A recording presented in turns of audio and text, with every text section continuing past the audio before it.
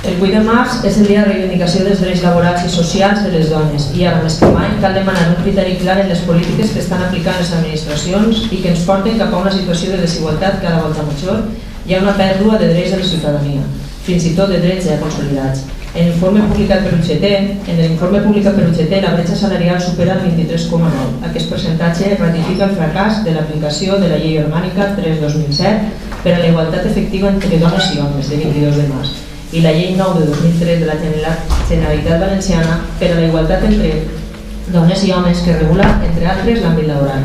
Les corporacions locals, per ser les administracions més properes a la ciutadania, tenim una gran responsabilitat en l'aplicació i seguiment d'aquestes lleis per fomentar una societat més igualitària i més justa.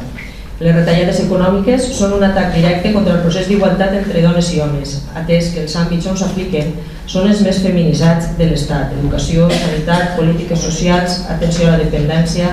A més, en els casos de dependència, per exemple, després de les retallades per part de les institucions públiques, les tasques d'atenció són assumides bàsicament per les dones de la família.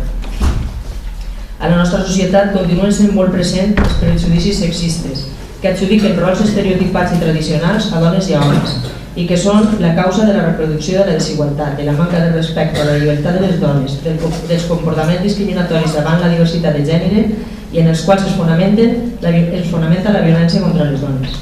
Les institucions públiques i els ajuntaments, de manera especial per ser les administracions més properes a la ciutadania, dins les seues competències han de promoure la igualtat de les dones, defensar els seus drets i ser un referent en la lluita per la igualtat. És per això que proposem els següents acords. 1. Que el Servei Infodana de Carcaixent siga dotat de tots els recursos necessaris per poder donar resposta completa i global a la situació de perpetuació de les desigualtats per raó de sexe, tot fent un esforç especial en desenvolupar accions formatives i de prevenció per no ser sols una eina d'atenció assistencial quan els fets ja són consumats.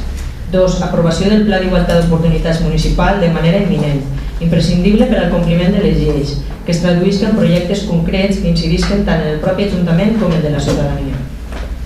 Dotació pressupostària per a totes les propostes del present acord.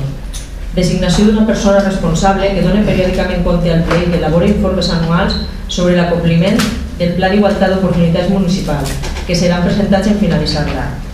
Elaboració de pressupostos amb perspectiva de gènere. És necessari iniciar l'anàlisi dels pressupostos per poder prendre decisions sobre el repartiment dels recursos des d'una perspectiva de gènere, de forma transversal que implique totes les àrees, no sols adequant les partides pressupostàries, sinó també adquirint la informació i capacitació per fer-ho.